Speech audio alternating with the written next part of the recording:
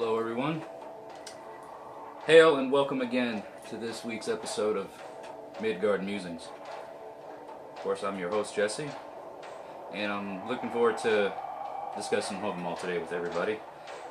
Just gonna wait for some people to show up on the live stream, and if you're watching, you'll see in the description of the video, in the title of the video I mean, the YouTube channel for Midgard Musings.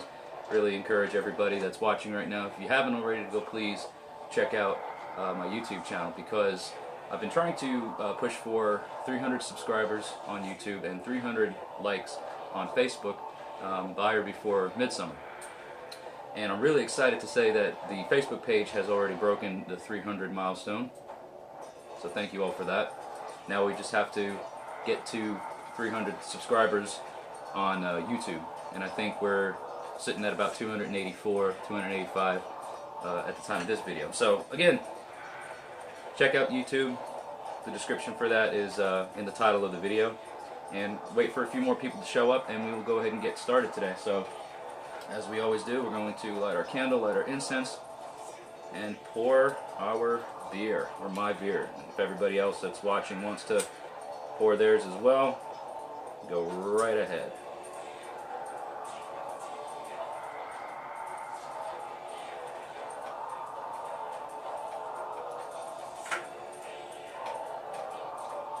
Hello, Lisa.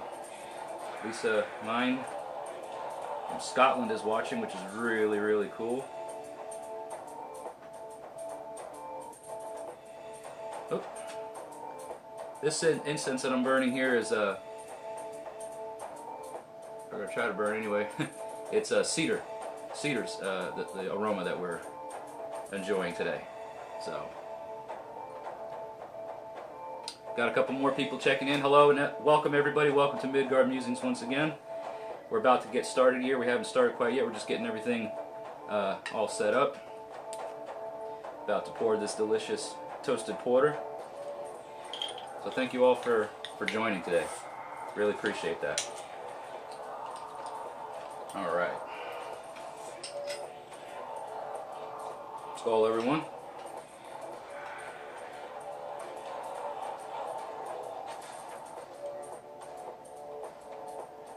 I was doing some gardening today.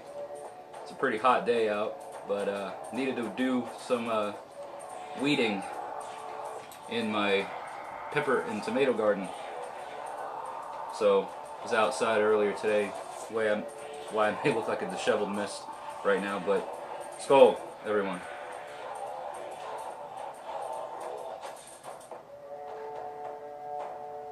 Oh yeah, that really hits the spot. All right. We're going to get right into the readings of Hávamál today. We are up to stanza, let me see here, 64 I believe. 64 through 72 are the stanzas that we're going to be reading today. And as always, I'm reading from Dr. Jackson Crawford's translation of the Poetic Edda. If you have this version of the Poetic Edda and you want to read along with me, feel free to do so. If you have your own copy and you want to read along as well, just to kind of get a different take on the various translations that are out there, you're welcome to do so as well.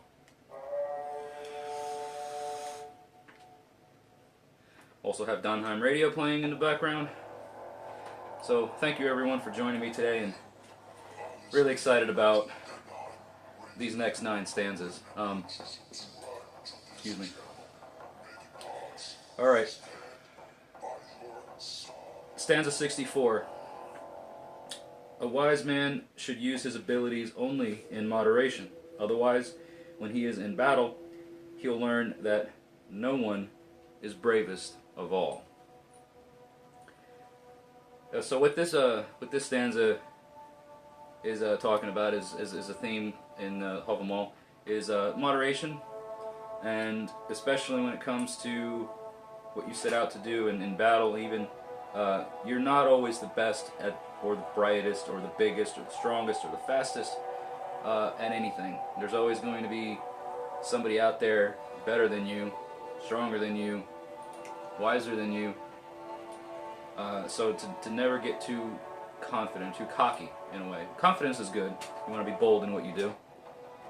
but never get so cocky or so, adamant with your abilities that you just go full bore into everything, because you'll definitely come across someone or something that's going to best you in that. Always strive for the best, but remember never to put it all out there. Use your abilities in moderation. Stanza 65, you will often get repayment in kind for the words you speak to others. I can't think of anything more true. You give what you give, you get back, right? You reap what you sow. In this sense, talking about words, you'll definitely get the attitude or the vibe that you put forth from others back. Pretty self-explanatory stanza right there. Stanza 66 says, I have come too early to some events and too late to others. The drinks were all gone, or else not even made. A hated man gets little hospitality. Now this stanza, I like it in a way. To me it's a warning, an admonition, if you will, from Odin, saying that kind of watch your attitude, and take note if people don't want to be around you, or people don't want you to be a part of their events, or part of their gatherings, because you could, if you're showing up to an event too early, thinking that, hey, I'm gonna get some good food, I'm gonna get some drink in, more so than the others. That's rude, right? That's not a very wholesome mindset, because you're taking away from the joy or the benefit that others could partake in. And then you could show up too late, everything's gone or not even made, because people are like, well, so and so's coming. We better put everything out after he or she is gone. And so what this stanza is telling me is it's kind of like, check yourself. If there's events that you're not invited to, or that your friends or your seeming friends don't want you to be a part of, look at yourself as to see what the reason for that is. If it has anything to do with your attitude or your demeanor, there could be a reason why you're showing up to events and there's either nothing there, or it's already all gone. So that is my take on that stanza. And as always, of course, anything this is a live discussion. Folks that are watching, welcome. Feel free to drop your comments in the comment section there, and openly discuss it with everybody else that's watching. That's what the purpose of this is.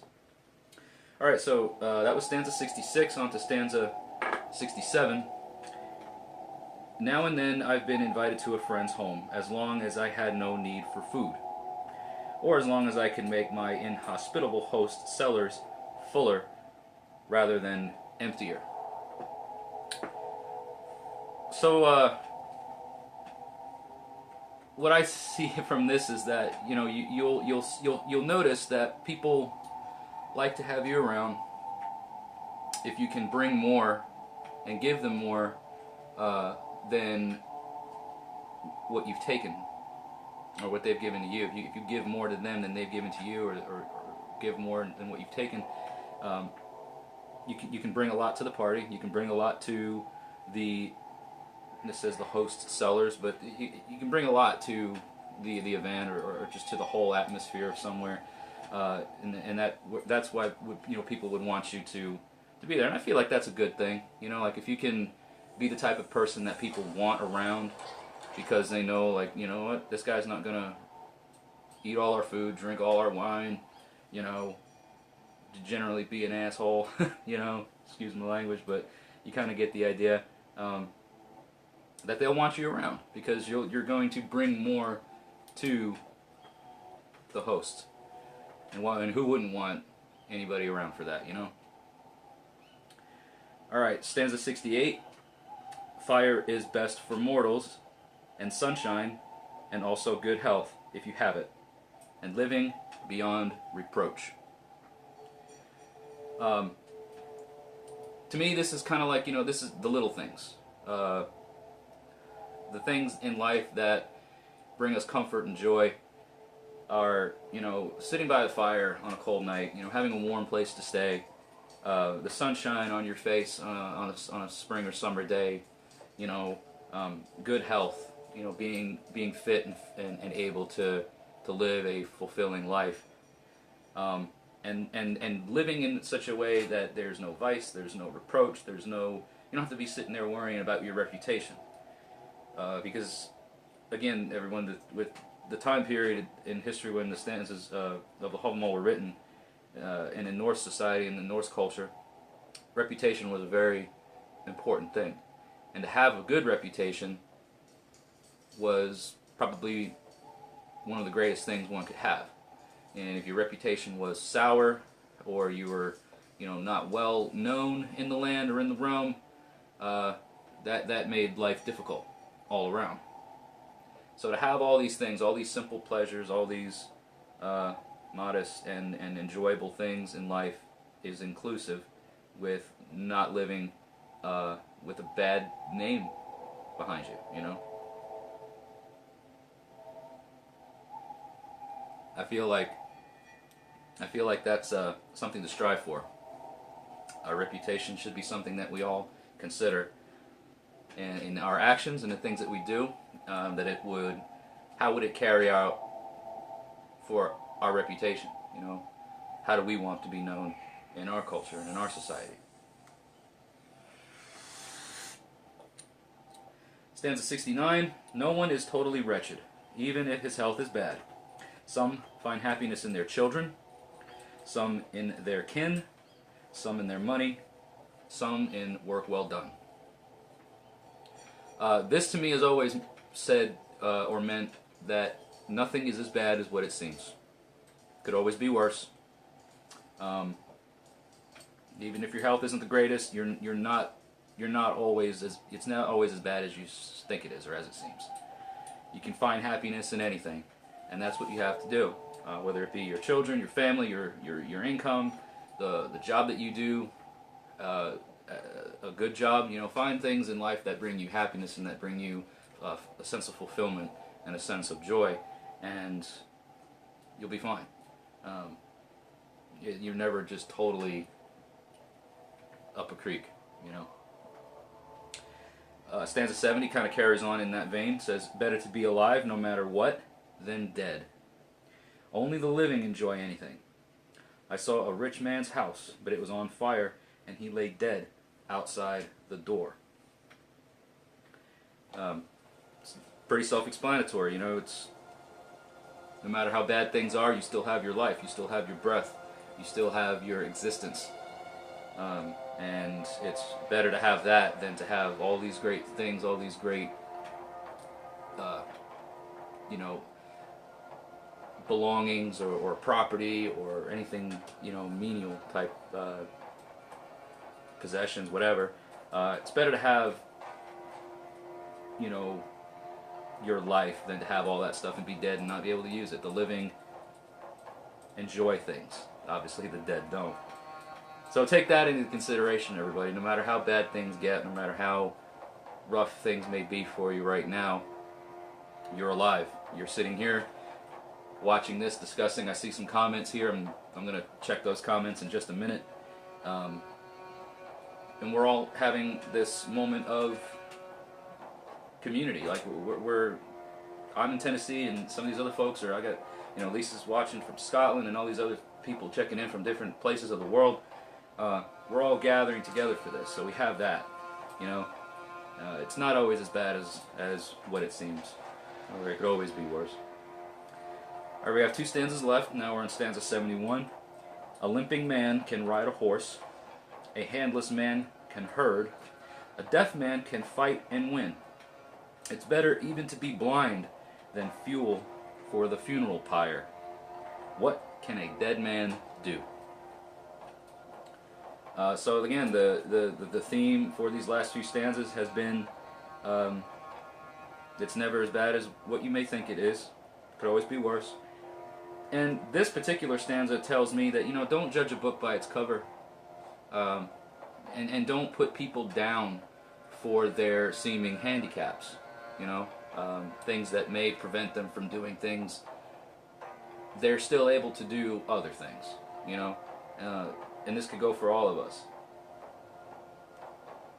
We're all not perfect human specimens. Some of us have injuries, some of us have things that could keep us from, accomplishing things that we would maybe want to accomplish, but we always have something that we can do. We're not dead, because what can a dead man do? So keep that in mind, everyone.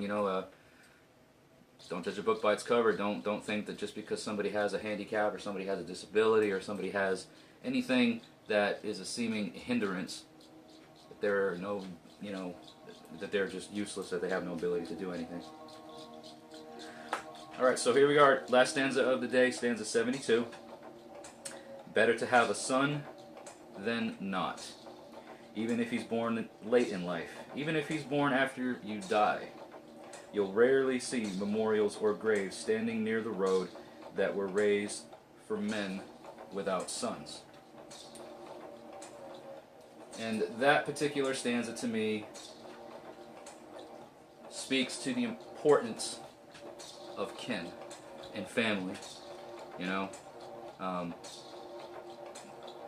Family, at least in this time when the Hávamál was written, was very, very important.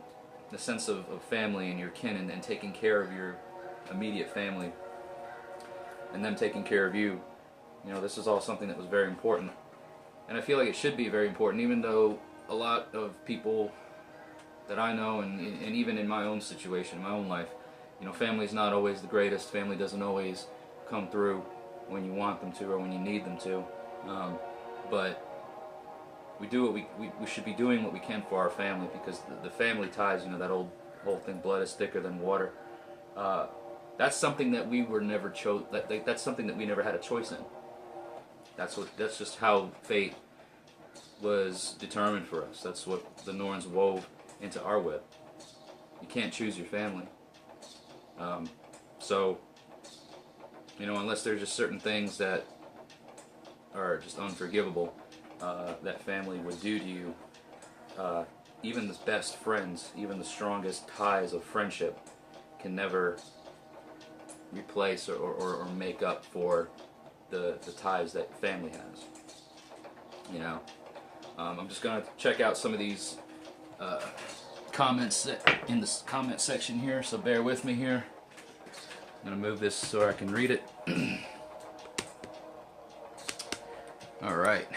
I see a comment from Serge Boer Henrik from Germany.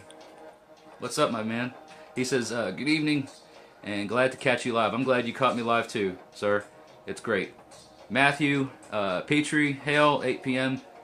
Happy to have found y'all. Matthew, it's great to see you here too. Thank you for commenting. Hello, Taylor. Taylor Rogers says, thank you for this. Well, it's my pleasure, guys. It's my pleasure to sit here and have conversations like this with all you fine folks. Sorry for the camera being moved around a little bit here. I just wanted to check out those comments and see what was being said. So, everybody, that was it. That was it for today. We're actually getting close to finishing the first 80 or 81 stanzas of Hávamál, which is pretty cool, because the first, I think, stanza 1 through 81 is typically, depending on which translation you're reading, is typically referred to as the Gestaþáttur, if I'm pronouncing that right. Gestaþáttur, the part about being a guest and just basic common sense type stuff. A lot of people would compare the first 80 to 81 stanzas of Hávamál as being comparable to the Old Testament book of Proverbs in the Christian Bible. Wisdom for everyday living.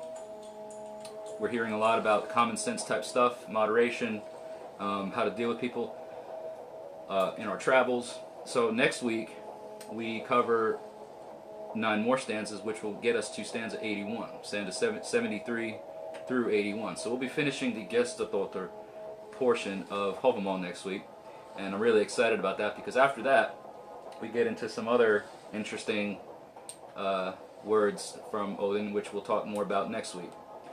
So anyways, guys, this has been another fantastic, I think, episode of Midgard Musings, and I really appreciate you all tuning in and watching it live. Again, in the title of this video, you will find the link to my YouTube channel.